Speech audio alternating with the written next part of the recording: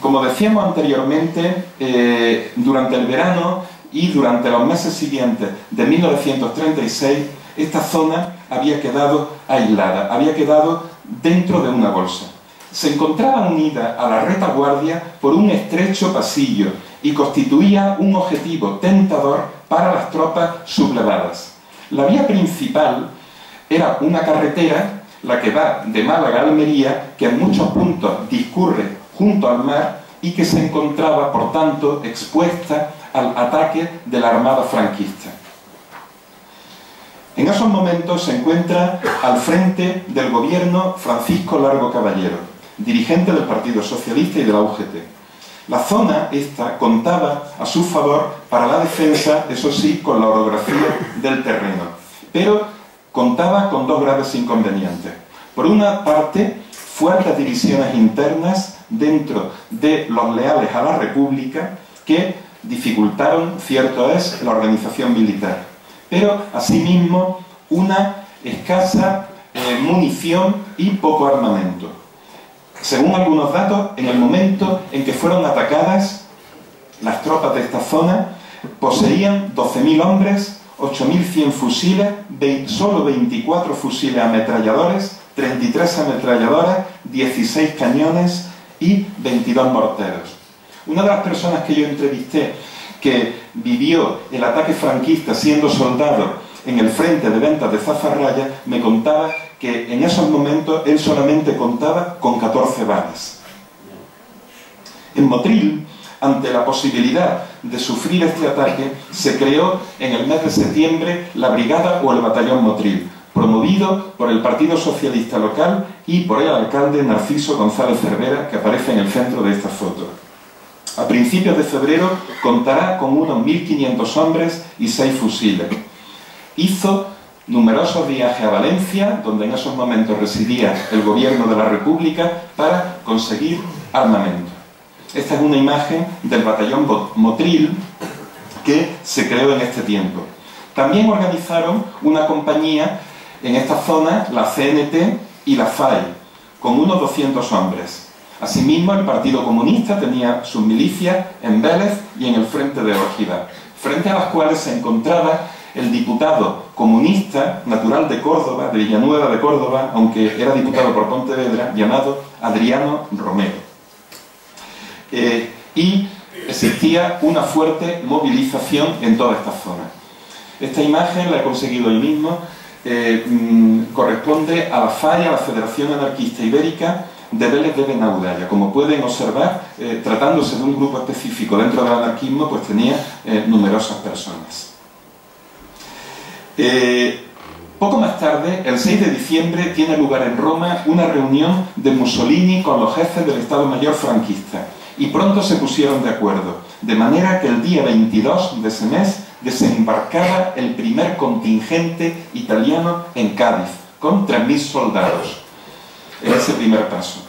Ya en enero, los franquistas tenían a su disposición 10.000 camisas negras con armamento y material moderno.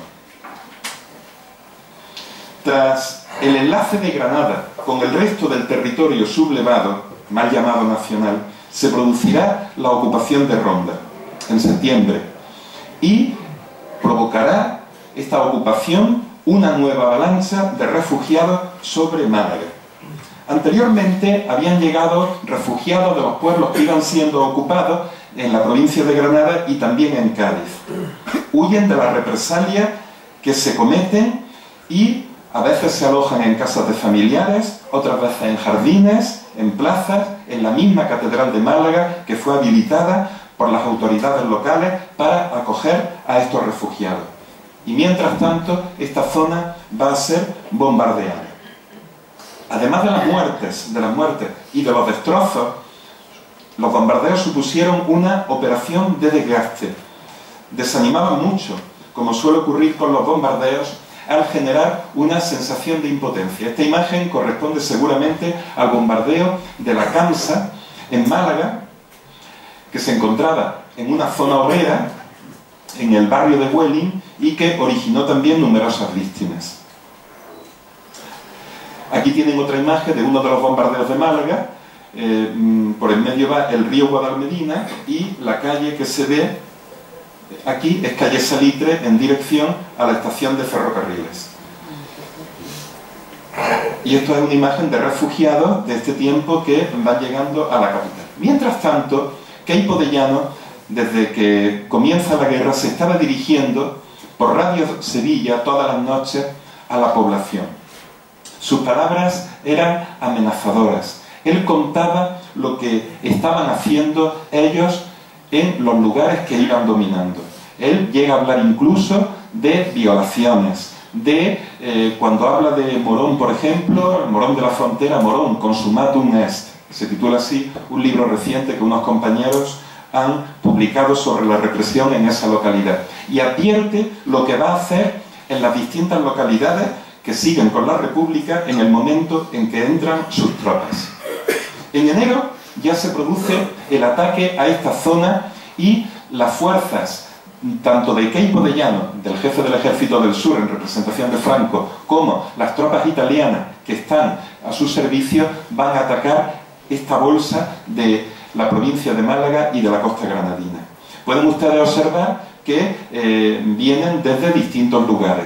Por la costa, desde el campo de Gibraltar, Estepona, en dirección a Marbella, las tropas las dirige el general Borbón, emparentado con el rey que estaba exiliado, con Alfonso XIII, desde Ronda Corrales, desde Peñarrubia Grande Cobián, desde Álora Erquicia, y luego tenemos las fuerzas republicanas, fascistas italianas con Salvi, Rossi, Guasardo, etc. Aparte de otras tropas dirigidas por franquistas españoles, las de González Espinosa, Baturón, etc.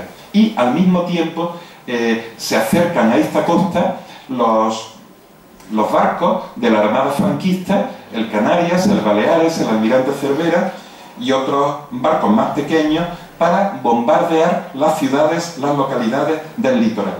El día 17 de enero entraron en Marbella, nueva avalancha de refugiados en dirección hacia Málaga, por tanto, y el día 22 tomaron Alhama de Granada, con lo cual consiguieron anular la posible presión que podía ejercer las tropas republicanas sobre Granada para romper este acoso. El 30 de enero, las principales vías de comunicación se convierten en objetivos prioritarios. Las carreteras Antequera, Almojía, Loja, Colmenar, Alhama, Vélez, Málaga. Y los italianos ponen en marcha la llamada Azione Celere, es decir, el despliegue rápido y simultáneo de sus tropas. Una táctica que tiene éxito y que desencadena el desenlace porque las tropas republicanas mal armadas no pueden resistir la presión. El día 30 es destruido el vapor Delfín. Se trataba de un barco, y estos son los restos que se encuentran sumergidos en la costa entre Nerja y Torrox, a la altura de un anejo de Torrox que se llama Calaceite. Ese barco traía cargamento de trigo, harina, bacalao, azúcar y arroz a Málaga. La gente lo conocía como el barco del arroz. Fue bombardeado y finalmente un submarino lo torpedeó y lo partió en dos. Al mismo tiempo, las lluvias hacían casi intransitable la carretera Málaga-Almería, y el puente de Motril estaba ya muy dañado, de manera que era casi imposible que los camiones con provisiones llegaran hasta Málaga. Parece que se había producido una inundación por una avenida del río Guadalfeo 2 días antes, lo cual hacía el paso por el puente sumamente difícil. Bien, aquí tienen ustedes un mapa parecido al anterior, donde se ve el despliegue de las tropas franquistas para ocupar esta zona. Queipo de Llano se encuentra personalmente a bordo del Canarias dirigiendo estas operaciones. Y cuando las tropas de Franco se van acercando a Málaga, se produce la mayor de todas las desbandadas que se había producido hasta ahora. Existía dentro de los republicanos, o mejor dicho, dentro de la población en general, una sensación de soledad, prácticamente de abandono. Muchos observan que hay soldados republicanos que al encontrarse sin armamento van acudiendo a la ciudad. Y si ven que los mismos soldados acuden a la ciudad, quienes tienen que estar defendiéndolos, pues razón de más para la huida. Yo recuerdo a todo esto a un conserje de mi facultad, cuando yo estudiaba en Málaga, en la Facultad de Filosofía y Letras, Paco, un gran amigo, por cierto, que él me contaba que había sido soldado republicano y que había estado en la defensa de Málaga, en los montes que hay por detrás de Torremolinos. Hay un momento en el que se encuentran sin armamento y entonces él con su grupo se dirige a la ciudad de Málaga. Y llegan pues a lo que conocemos allí como la carretera de Cádiz, es decir, la salida de Málaga en dirección al oeste, hacia Cádiz. Ya era de noche y él me contaba que ven a unos camiones que están entrando en la ciudad, incluso unos autobuses, y piensan, bueno, ya están los nuestros también retrocediendo, replegándose hacia Málaga. Estaban muy cansados y ven que algunos de estos camiones se detienen y tienen las puertas abiertas. Entran en uno de ellos, se sientan atrás, en los asientos de atrás, están ya tan cansados que se quedan medio dormidos, pero Paco me contaba que le llamaba la atención que al principio del camión había, al principio de este autobús, veía unos cascos muy raros y decía, estos no son los cascos nuestros. Y finalmente oye las voces de Viva Italia e Viva Mussolini.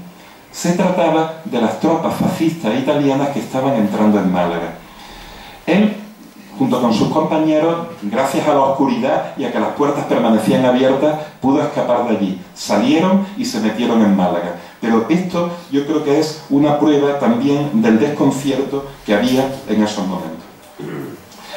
Las noticias que han llegado a esta zona de lo que está ocurriendo, es decir, de la represión que están llevando a cabo las tropas franquistas cuando ocupan los pueblos y, asimismo, lo que está contando Queipo de Llano, provocan, por tanto, un sentimiento de pánico que está, desde luego, en el origen de la huida. Huida en la que van a participar, en el momento en que estas tropas se acercan a Málaga, personas de los pueblos de alrededor. Muchos van con carros o con borriquillos cargados con sus enseres. En la ciudad no quedan tropas prácticamente.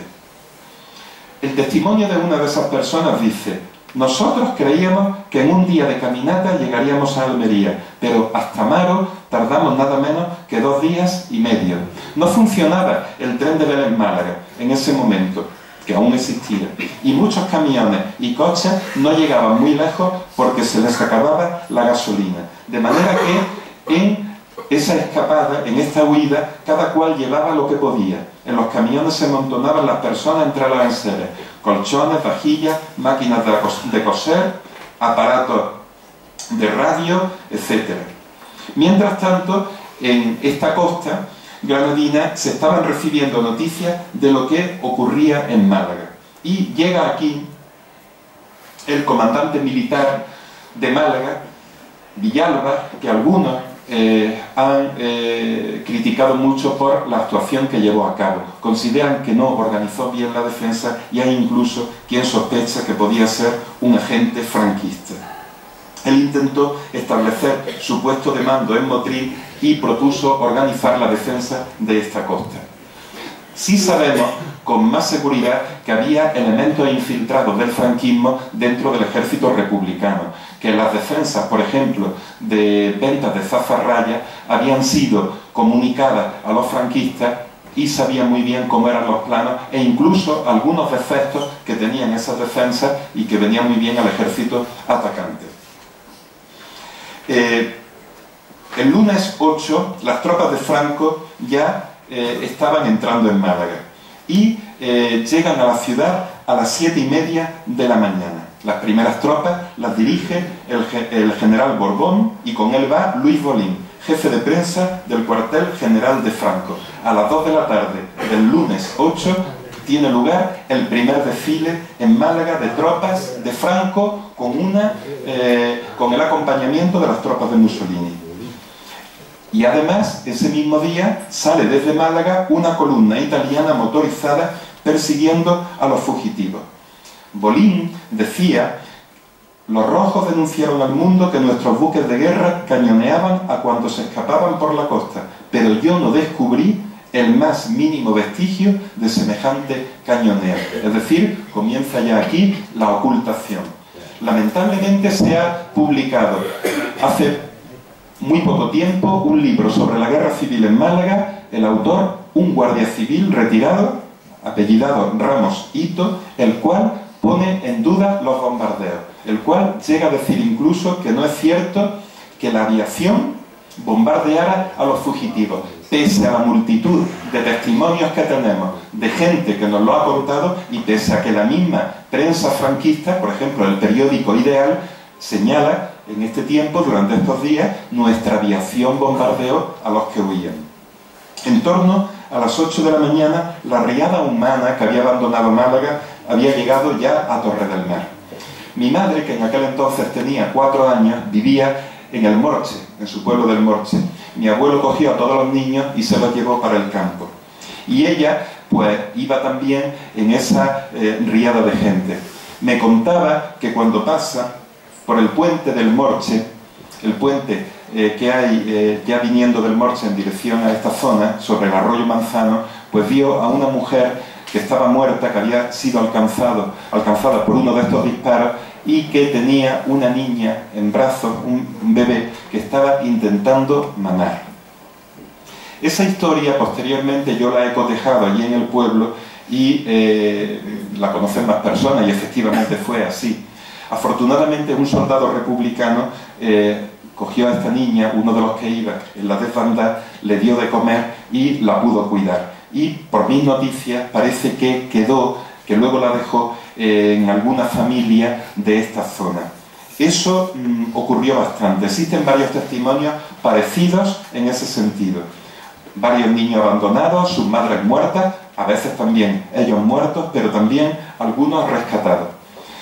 Fue también bombardeado el anejo del faro de Torrós.